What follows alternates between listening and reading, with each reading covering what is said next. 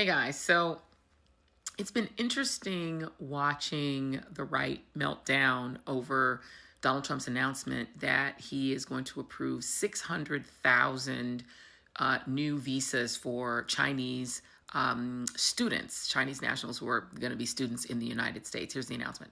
Look, we're getting along very well with China, and I'm getting along very well with President Xi. I think it's very insulting to say students can't come here, because they'll go out and they'll start building schools and they'll be able to survive it. But I like that their students come here. I like that other countries' students come here. And you know what would happen if they didn't? Our college system would go to hell very quickly. You'd have, and it wouldn't be the top colleges. It would be colleges that struggle on the bottom. And you take out 300,000 or 600,000 students out of the system. I like having, and I told this to President Xi, that we're honored to have their students here. Now, with that, we check and we're careful and we see who's there, and Marco wants that. We spoke. We're in the same position. But we have a tremendous college system, the best in the world, nobody even close. That's why China sends them here. And you can call it an industry if you want, but you're talking about millions of people. And I'm honored to have the students from China come here. And we're just getting along very well with China. And now, this isn't new. In June, Donald Trump made virtually the same exact announcement. In that case, he did say 500,000, but he said basically the same thing. Here's that. Look, I've always been in favor of students coming in from other countries. That includes China. And we have 500,000 Chinese students coming in. I've always been in favor of it. Does it mean that you have to watch people? Yeah, you have to watch students, but you have to watch other people also. I've always been strongly in favor of it. I think it's a great thing. It's good for our schools. I think it's good for our country. I'm also in favor of having them stay. I've been in favor of letting them stay. If you get educated for 4 years, you're willing to get educated for 4 years. I like people being able to stay. You know, they have some great students. You have some. Now, the meltdown over this has been pretty epic. On X Twitter, all the, racist MAGAs are screaming and howling about more Chinese people being in the country, and aren't they all supposed to be spies? And what the hell? What is Trump doing? I didn't vote for this, blah, blah, blah, blah, and using some pretty racist language to do that, which is prompting a scramble in conservative TV world to mount a pushback, including getting Howard and Lutnick on the job and getting Fox News on message. Well, the president's point of view is that what would happen if you didn't have those 600,000 students is that you'd empty them from the top. All the students would go up to better schools, and the bottom 15% of universities and colleges would go out of business in America. So his view is he's taking a rational economic view, which is classic Donald Trump. Nick Fuentes has given some of the most interesting commentary on this. And by the way, I'm just going to sidebar here. Watching some of Nick Fuentes' black stands, his black conservative stands gush over him on YouTube is actually gross. Y'all, snap out of it. Stop riding his jock. It's really gross. You know who you are. Just, oh my God, oh my God. I can look aside some of the things he says, but who cares? I'm more concerned about people who are lying to my face and pretending they like me than, Nick Fuentes speaking facts. Okay, well, you know what, y'all, get off his jock. I don't know if you're trying to get clicks by being his fans, but he don't need black stands, okay? I'm sure he doesn't want them either, okay? But he's one of those broken clocks that is right sometimes, right? Every broken clock is right once or twice a day. Marjorie Taylor Greene found her way to the right side on Gaza, et cetera, et cetera. It can happen. Tucker Carlson did. So the right, they ain't always wrong, right? Sometimes they get them things right. And in Nick Fuentes' case, he's sort of a smarter, younger Tucker Carlson, right? He has similar views, but he's sharper. He's 25 years old. He's, a white supremacist. I don't think that he would disagree with me saying he is. I think that's what he considers himself, right? The Groyper guy. But are you, sorry, I just want to make sure, did you say I'm a racialist or I'm a racist? For a long time, I would say I'm racialist. Mm-hmm. Now I just say I'm racist. Okay. But he's caught on to a couple of things that I think are actually true. And it's game recognizing the game Republicans have been playing, specifically with young white men, because that's who he speaks for. He speaks for young white men and their anger about a lot of things, but specifically about immigration. Take a listen to a little bit of what his commentary was on the 600,000 visas. And all we're saying is, we want what we were promised. We want the America First immigration agenda. We want Trump to follow through. But I, and many people like me, knew that it was never going to happen. We knew last year that it was never going to happen. This is why I take immense satisfaction in the disappointment. Because last year, Republican influencers were paid to lie. They were paid to disregard the truth and ignore the evidence, and they were effectively complicit. Maybe they were the most responsible for creating this perception that we were going to get something other than what was realistic. They said mass deportations enthusiastically. Last year, when Trump said he would staple green cards to diplomas, they said to disregard that. They said, pay no attention to that. That's not real. Now that we're getting the realistic immigration agenda of an administration that is beholden to Wall Street and Silicon Valley and the needs of capital, now you say, well, we told you so. Did you get what you voted for? It looks like you fell for it again. The Republican Party, which is controlled by the wealth interests, the special interests that profit from the labor, once again, they tricked you. They lied to you. They used nativist rhetoric. They used xenophobic rhetoric. And by xenophobic, I mean that in the colloquial sense. They played up this talk about immigrants and deportations, Haitians eating cats and dogs. They did that self-consciously to trick you. It was a calculated deception. They knew that white people had been radicalized by the millions of illegals that Biden brought in. And so they leaned into those sympathies. They leaned into those feelings and that antagonism. And they did that deliberately, knowing that that would make you enthusiastic about voting. And they knew that was a bait and switch because they all realistically, they did not ever want mass deportations. The billionaires, the oligarchs, Trump in his heart of hearts does not really want mass deportations, is not really committed to that. And as a matter of fact, what they really want is more cheap labor, just the kinds of labor that they need. The high-skilled tech labor, Indian programmers, illegal immigrant berry pickers, farm workers, meatpacking workers. They knew all along they needed and wanted the labor. And they knew that they would say one thing to get your vote, and then once they got it, they would do something else. You fell for it. And that's the oldest trick in the book, by the way. They've been doing that forever. The Republicans forever have been pandering to the nativist sensibilities of white people and telling them, law and order, they're all going back. We're going to make America great again. In different words, they've been doing this forever. And then when they get in, they govern just like Democrats. And you fell for it again, like you've fallen for it many times, like you fell for it in 2016. That's what we say. Now, I see all of the cope online. This announcement is made. And look, I don't know what to tell you. 600,000 Chinese international students is not America first. It just isn't. And I'll tell you why. Because at the Ivy League universities, their student body is like 24% from other countries. Those are all seats that could go to Americans. Why would we fill up spots at Harvard and Yale and Stanford and MIT with foreigners? That's not America first. So there's finite resources here. They get those seats, Americans don't. And we're not saying you have 0 foreign students, but a quarter of them.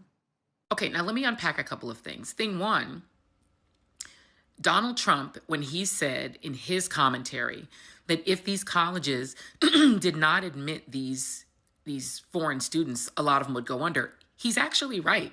That's Donald Trump being a broken clock, right? That's right once in a while. And the reason that Trump is right about that is that these foreign students, I used to teach at Syracuse, I've taught at Howard, and I've always had Chinese nationals in my classes at both schools. In both schools, I had them, and they were, not full English speakers. They were very dedicated students, very sweet, very wonderful. I got like a lovely note from some of my Chinese students at Syracuse. But the reason that they're there is because the foreign students pay full fare. They're not on scholarship. They're not on student aid.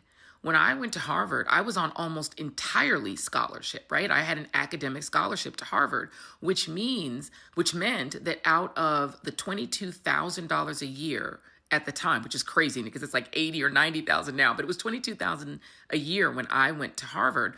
But of that, I walked away with a total debt of $15,000 because I was on all these different academic scholarships. I got scholarships for my PSAT. I took the PSAT and got a big scholarship for that. I got all these other scholarships. They were all academic. So I wasn't paying full price. That now, by the way, what I had to pay every semester was onerous for me. I was an orphan. I had no parents. I had no one helping me. They gave me my mother's contribution. So I had to work 4 jobs to pay my way through Harvard, but I could escape with only like 15 grand in debt. The students who come not just from China, but from all over the world, international students pay full price. They don't get scholarships. And so these schools aggressively recruit foreign students because that's how they keep their bottom line, right? Between that and a lot of the government grants that Trump is trying to take away from these schools, that's a lot of the way they pay their bills because a lot of the American students are on student aid or on loans.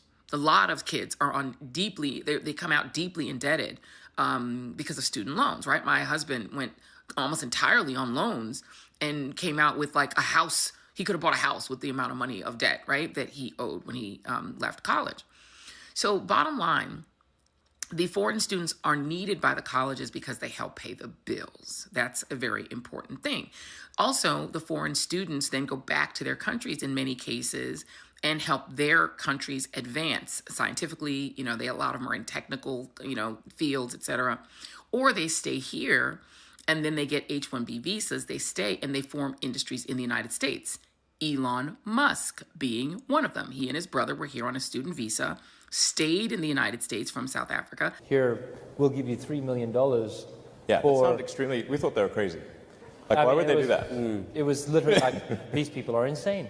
They obviously do not realize we're sleeping in the office.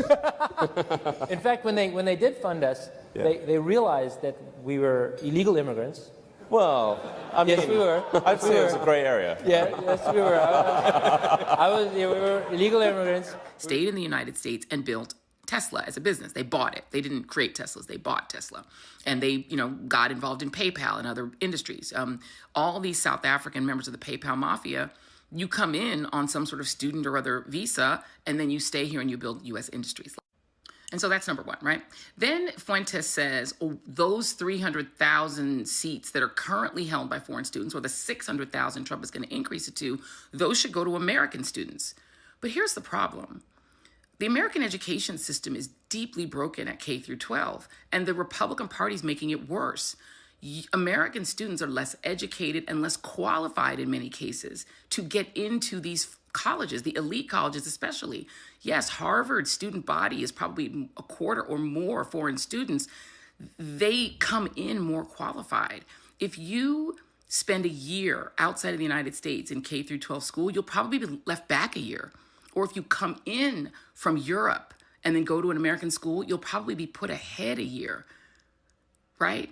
Because foreign education, international education, they invest more in it, and their young people tend to be more educated than Americans because Americans don't emphasize education. Our K through 12 education system is based on the property taxes in where you live. So if you live in a poorer area, the property taxes funding your K through 12 schools are less. And so your education is probably diminished because it's just not funded the way that kids who live in rich zip codes are. So we're handicapping our kids. I'm not sure how many American kids would be able to replace the foreign students at Harvard because a lot of them just aren't qualified. You get one J.D. Vance for every 1,000 Appalachian white kids who just aren't qualified to get into Yale. That is the fault of the United States choosing not to invest in education. So this is the challenge. If you want the America First system when it comes to education, you are going to wind up with schools that are not as well funded, that are actually going to be less and less attractive to foreign students because they're selecting who can't come. So they're selecting out anyone they think might be anti-Israel and saying, you can't come. They've canceled like 6,000 of their visas because they fear that if you come from the global south, you'll be anti-Israel, which is a crazy thing for an American government to do, to say, if you might protest this foreign government, you can't come to school here. Or if you do protest this foreign government, we're going to kick you out. But we want students from China because Donald Trump is cutting a deal with China for like 6 months of access to rare earth minerals. It is a crazy system.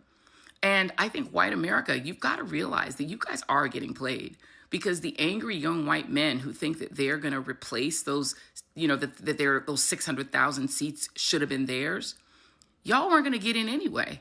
Because your own side, the right, is telling you not to go to college, telling you college is a waste, and then undereducating you in K through 12 because they don't give a shit about you, especially if you don't live in a rich neighborhood. Your property tax base is too low for you to get a good education. They're diminishing the quality of the education that you're getting. They're making it less factual, less accurate, less scientifically based. On race, they're erasing all of the history that would actually make you understand the history of this country. They're dumbing it down because they want to dumb you down. Because in their mind, you're not going to replace the 600,000 seats at Harvard and Yale and Columbia.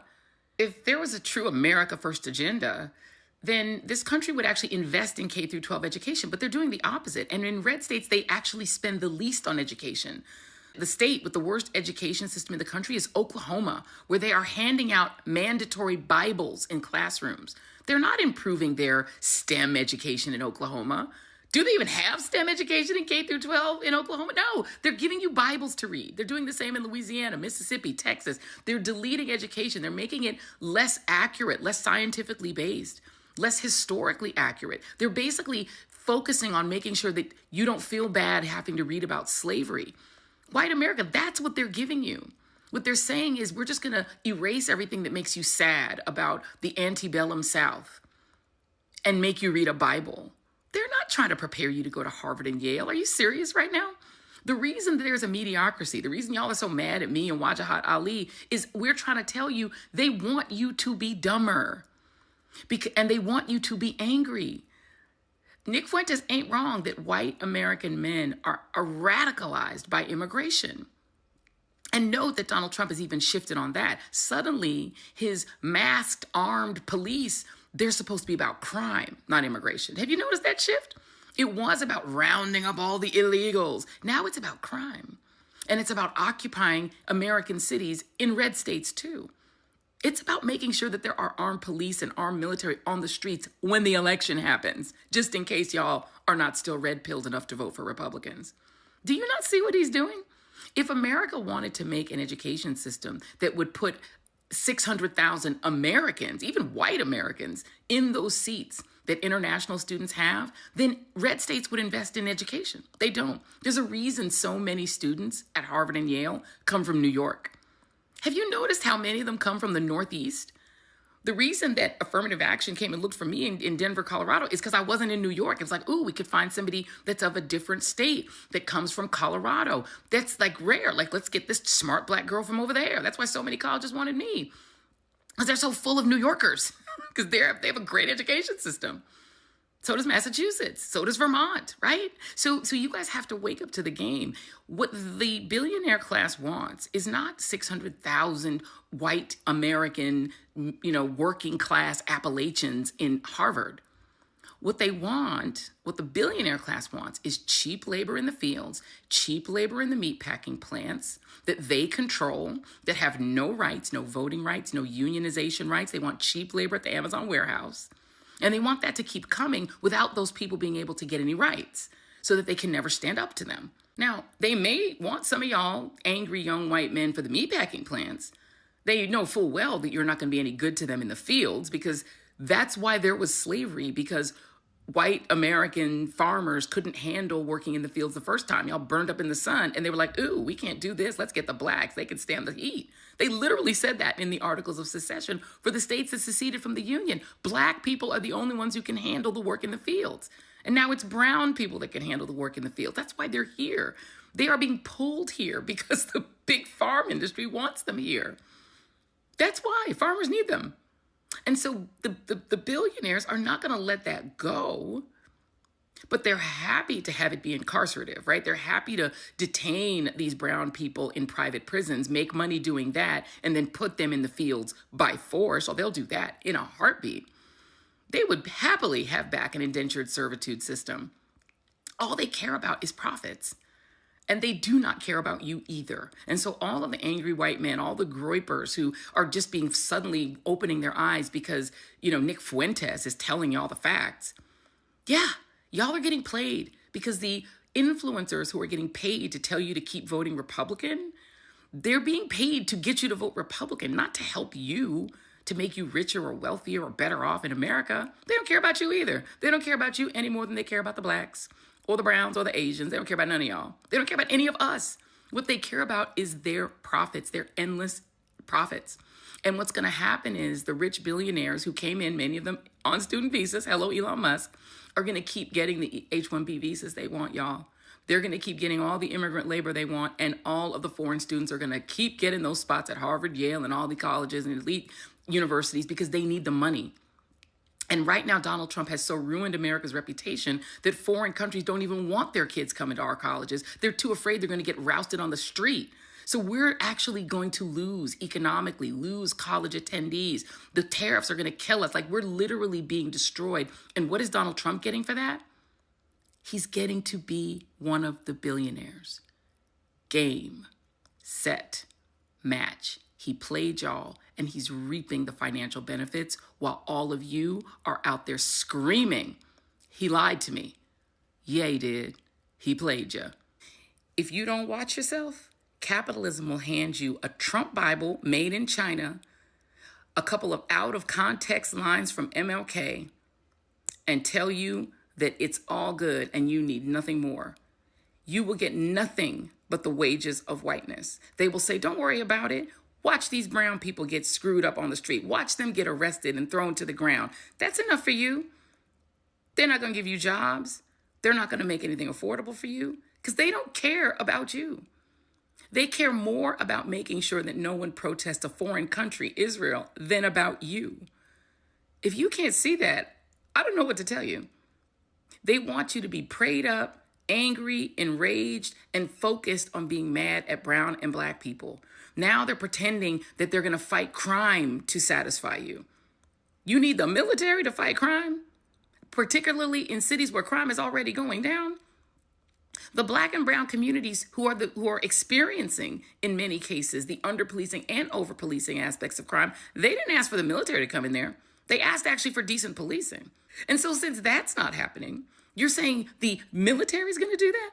But that's all to entertain you. That's to entertain you on Fox because they know that the Fox anchors will go with it and they'll make it hot for you. They're entertaining you by harassing and destroying and ruining people's lives for your entertainment. But in the end, it really does nothing because you're still struggling. You're still broke. You still can't go to Harvard or Yale. You're still not going to be a billionaire. You're not going to have a trophy wife like Melania. Trump gets all of that. And you get nothing. He and his kids get crypto billions. They get to grift and grift and grift. I promise you, his son's going to be his successor if he even leaves office ever. And they're going to keep grifting and grifting off of your rage, off of your anger. And they're going to keep you focused on who's eating the dogs and cats when nobody is. Because they know it's easy to get you angry with stuff like that. And they know that they don't want you to be excellent. They want you to be mediocre. Because if you're mediocre and mad, you'll keep voting Republican. Note that the people who tend more to vote for the other side tend to be college educated because they kind of recognize the game. Even a lot of them, college educated folks go for it because they think they're going to get paid. Everybody's going for the money. They think the Republican Party equals money, but the Republican Party is just the biggest liar on earth. The Democrats really aren't that much better. But the reality is this country needs some system where people can get outside of that binary and actually vote in their own interest. I mean, the interests of white, black, brown, Asian American people are really not all that different. People want living wages. They want to be able to take care of their families, get the education that they desire, and live a decent life. They want to not have to worry about paying light bills and rent and not have to worry about being out on the street if they miss one paycheck. Like, that's what people all want right across the board. And people are easily directed to say the reason they don't have that is immigrants. The reason they don't have that is trans, trans women, girls playing sports or something. It's easy to redirect your anger when you're not focused on what's really behind it. And what's really behind it is capitalism. And the way capitalism works is it tries to feed the people with the most and give them more, and take from the people with the least and give them even less. And so the reality is until we get somehow beyond this binary where the Republicans, play particularly white people by getting you afraid of everybody who isn't white people. And then on the other side, Democrats promise the world and then can't deliver it because they don't know how to use power. We're really stuck in a mess where the American people are angry mainly at one another and not at the people we should be angry at, which is the billionaire class who are stealing and taking everything, and they already have everything. How much more do they freaking need? And so this is the challenge that we're facing. And this is the reason you're seeing like black people standing Nick Fuentes, who can't stand black people. It's just wild. The answer is not to like become more like racist or follow around the idea of groypers or try to incarcerate women, in the bedchamber and make them have babies so that we can, reverse the decline of the white civilization. Like, this is all bullshit. It's so beside the point.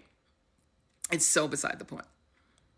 So anyway, that's it. That's my rant for the day. That's my rant for the day. If you want more of what I'm having to say, you can please support me at The Joy Reid Show. I would appreciate that subscription there on my YouTube channel. But look, all I'm trying to tell y'all is we fighting the wrong fights and we fighting them wrong. Okay, we need to do better. And by the way, watch for that military force and that mass police force to be all on your streets when that next election happens, because Trump ain't leaving. Good luck. We were illegal immigrants. Well, I mean, yes, we were. I'd say it was a gray area.